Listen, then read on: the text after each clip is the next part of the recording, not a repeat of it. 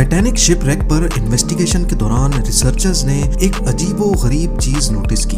समंदर के बॉटम पर शिप का अगला हिस्सा काफी अच्छी कंडीशन में, जबकि पिछला हिस्सा इंतहाई बुरी कंडीशन में, और वो भी 2000 फीट दूर पड़ा था। बेशक 100 सालों तक समंदर के बॉटम में पड़े रहने पर लोहा और स्टील गल सड़ जाता है, लेकिन अगर ये दोनों एक ही शिप का हिस्सा थे और एक ही वक्त में डूबे थे तो फिर अगले और पिछले हिस्से में इतना ज्यादा फर्क क्यों?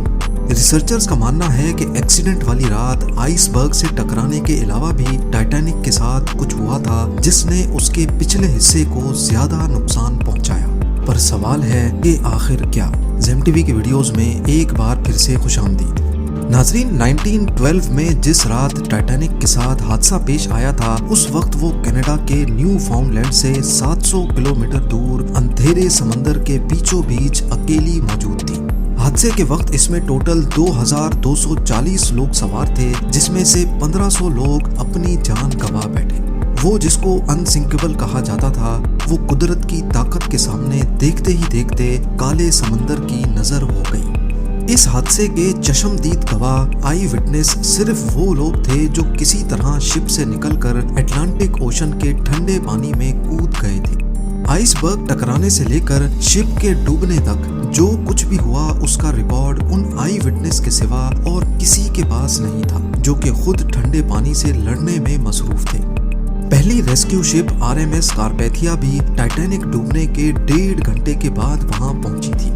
वो भी खुशकिस्मती थी कि उनको टाइटैनिक का इमरजेंसी मैसेज मिल गया, वरना जो लोग ठंडे पानी में जिंदगी और मौत की जंग लड़ रहे थे, उनकी जान भी नहीं बचती।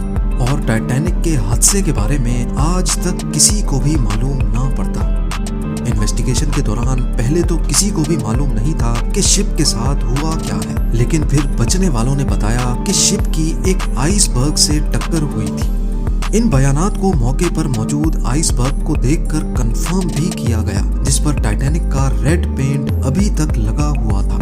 हादसे के बाद आई विटनेस और एविडेंस को देखते हुए इन्वेस्टिगेशन रिपोर्ट में बताया गया कि टाइटैनिक के राइट साइड पे आइसबर्ग ने 300 फुट बड़ा सुराख छोड़ दिया, यानी टाइटैनिक की पूरी साइड का 1/3 हिस्सा फट गया। पर दूसरी तरफ आई विटनेस का कहना था कि शिप को डूबने में करीब 2.5 घंटे लगे थे। इन्वेस्टिगेटर्स का मानना है कि अगर आइसबर्ग ने वाकई टाइटैनिक पर 300 फुट बड़ा सुराख छोड़ा था, तो इसको 2.5 घंटे में नहीं बल्कि चंद मिनटों में ही डूब जाना था। पर सच्चाई क्या थी, ये उस वक्त किसी को भी मालूम ना पड़ सका। सच्चाई जानने के लिए जरूरी था कि टाइटैनिक शिप को ढूंढा जाए। कई सालों तक टाइटैनिक की तलाश जारी रही और हर गुजरते साल ये मिस्ट्री और ज्यादा संगीन होती गई।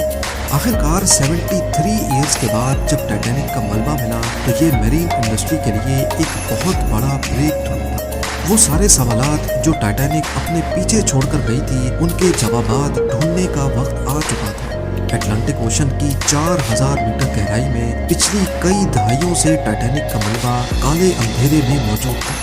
कई एक्सपीडिशंस अरेंज किए गए जिन्होंने शिपरेक की लातादाद फोटोज कैप्चर की। ओशियनिक एक्सप्लोरर PH नार्शले ने 30 से ज्यादा मरतबा टाइटैनिक के मलबे का दौरा किया है, लेकिन उन्होंने 300 फुट बड़ा सुराख एक बार भी नहीं देखा। अलबत्ता टाइटैनिक की इस प्रोफाइल फोटो में 30 फुट का ये एरिया जाहिर करता है कि यहाँ पर कोई चीज आकर लगी है। इसका एरिया सिर्फ 11 स्क्वायर फीट बनता है, और कैलकुलेशंस के हिसाब से देखा जाए तो इसमें से 370 गैलन पानी हर सेकंड में टाइटैनिक के अंदर जमा हो सकता था। इसी स्पीड से पानी भरने का मतलब है कि पूरी शिप में पानी टोटल 2.5 घंटे में भरा होगा, और आई विटनेस के मुताबिक टाइटैनिक को डूबने में भी 2.5 घंटे ही लगे थे। यानी एक मिस्ट्री तो सॉल्व हो गई कि टाइटैनिक में 300 फुट बड़ा सुराख नहीं था, बल्कि सिर्फ 30 फीट बड़ा क्रैक पड़ा था। पर ये अकेली ही एक मिस्ट्री नहीं थी, अभी और भी काफी कुछ जानना बाकी था। टाइटैनिक शिपरेक पर इन्वेस्टिगेशन के दौरान रिसर्चर्स को ये समझ नहीं आ रहा था कि शिप का अगला हिस्सा, जिसे बाव कहते हैं, वो इसके पिछले हिस्से यानी स्टर्न से ज्यादा अच्छी हालत में कैसे पड़ा है, और इन दोनों के दरमियान इतना ज्यादा फासला क्यों है। इस मिस्ट्री को सुलझाने के लिए हाई टेक सोनार स्कैनिंग टेक्नोलॉजी का सहारा लिया गया। आरओवीज ने टाइटैनिक शिपरेक साइट की लाखों फोटोज कैप्चर की और फिर उनको कंप्यूटर ग्राफिक्स की मदद से एक 3D मॉडल में कन्वर्ट किया। इस मॉडल में वो तमाम डिटेल्स भी थी जिनको नॉर्मली इस गहराई में कोई आम कैमरा या इंसानी आंख नहीं देख सकती। मॉडल में देखा जा सकता है कि 392 फीट लंबे स्टर्न के तमाम डेक्स एक दूसरे के अंदर ऐसे घुसे हुए हैं जैसे ये स्टील की नहीं बल्कि कागज की शिप हो। मुख्तलिफ पार्ट्स शिप से अलग होकर आसपास बिखरे हुए हैं। सिर्फ इसमें लगे दो किसी घर की साइज जितने बड़े इंजन हैं जो इसके साथ जुड़े हुए हैं। इसी मॉडल में एक और अहम इशारा भी छुपा है, वो इशारा जो स्टर्न की इस हालत के बारे में बता रहा है। 110 साल पहले स्टर्न जब ओशन फ्लोर से आकर टकराया तो उसके निशानात आज तक यहाँ छपे हुए हैं, जिनको सिर्फ 3D मॉडल के जरिए ही देखा जा सकता है। इन निशानात से जाहिर होता है कि स्टर्न जिस वक्त ओशन फ्लोर से टकराया तो वो एंटी क्लॉकवाइज घूम रहा था। साइंसदान इन निशानात से अंदाजा लगा सकते हैं कि स्टर्न उस वक्त हैरतअंगेज तौर पे 80 किलोमीटर पर आवर की स्पीड से पानी के अंदर जा रहा था।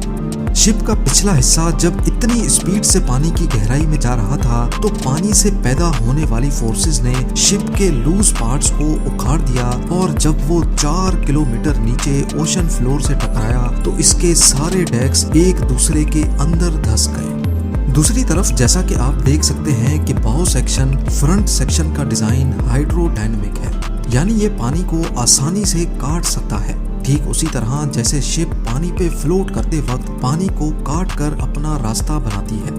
यही वजह है कि बाउ सेक्शन स्टर्न के मुकाबले में ना ही रोटेट कर रहा था और ना ही पानी की फोर्सेस इस पर डायरेक्टली अटैक कर रही थी। आखिरकार 110 साल पहले होने वाले हादसे की एक और मिस्ट्री को भी सुलझा लिया गया, लेकिन एक और सवाल भी है जिसका जवाब ढूंढना बहुत जरूरी है। वो ये कि टाइटैनिक शिप दो हिस्सों में किस वक्त अलग हुई। जैसा कि आपने जाना कि शिप के दो हिस्सों में टूटने की खबर आई विटनेस ने दी थी। सालों से ये माना जा रहा है कि टाइटैनिक डूबने से पहले ही दो हिस्सों में डिवाइड हो गई थी। ये खबर काफी हद तक सच भी है, लेकिन ये पूरा सच नहीं। जब बाउ सेक्शन में पानी भर गया तो वो पानी के अंदर चला गया, जिसकी वजह से स्टर्न सेक्शन का पूरा वेट पिवट पॉइंट यानी सेंटर पर पड़ रहा था। ये सेंटर पॉइंट इतना ज्यादा वजन बर्दाश्त ना कर सका और टूटकर दो हिस्सों में डिवाइड हो गया। पर सोनार स्कैनिंग से बनाया गया 3D मॉडल कुछ अलग कहानी ही बता रहा है। जी हाँ, देखा जाए तो टाइटैनिक के अंदर मौजूद साजो सामान दूर दूर तक ओशन फ्लोर पे बिखरा हुआ है। इसमें coffee cups, dinner plates, chandeliers, deck benches और लोगों का पर्सनल सामान भी है। इसमें से 90% आइटम्स स्टर्न सेक्शन के हैं। टोटल 10,000 से भी ज्यादा आइटम्स इस पूरे एरिया में फैले हुए हैं, जो करीब 3.2 स्क्वायर किलोमीटर का एरिया बनता है। अगर तो ये सेक्शन पानी के ऊपर ही बाउ सेक्शन से अलग हो जाता तो इसका मतलब है कि ओशन फ्लोर पर पहुंचते पहुंचते इसका मलबा 3.2 स्क्वायर किलोमीटर नहीं बल्कि इससे भी ज्यादा बड़े एरिया पर फैलता, जैसा कि आप इस एनिमेशन में भी देख सकते हैं। लिहाजा एक्सपर्ट्स का मानना है कि ये सेक्शन टूट तो पानी के ऊपर ही गया था, लेकिन ये बाउ सेक्शन से अलग ओशन फ्लोर के करीब आकर हुआ है और फिर रोटेट होता होता अपनी डायरेक्शन बदल गया और 2000 फीट दूर जा गिरा। आज RMS टाइटैनिक की बॉडी पूरी तरह से रस्ट हो चुकी है। साइंसदानों का मानना है कि ओशन की इस गहराई में ऑक्सीजन बहुत कम होता है, जिसकी वजह से रस्टिंग प्रोसेस भी बहुत स्लो होता है। लेकिन जंग के कुछ सैंपल्स को निकालकर जब टेस्ट किया गया तो मालूम पड़ा कि जंग बैक्टीरिया से रिलीज होने वाले ऑक्सीजन की वजह से लगा है। एक्सपर्ट्स का मानना है कि जिस तेजी से इस पे जंग लगता जा रहा है, आने वाले चंद सालों में टाइटैनिक के सारे फ्लोर्स एक दूसरे पर गिर जाएंगे और फिर ये अपनी असली शक्ल हमेशा हमेशा के लिए खो देगी। उम्मीद है ज़ेम टीवी की ये वीडियो भी आप लोग भरपूर लाइक और शेयर करेंगे। आप लोगों के प्यार भरे कमेंट्स का बेहद शुक्रिया। मिलते हैं अगली शानदार वीडियो में।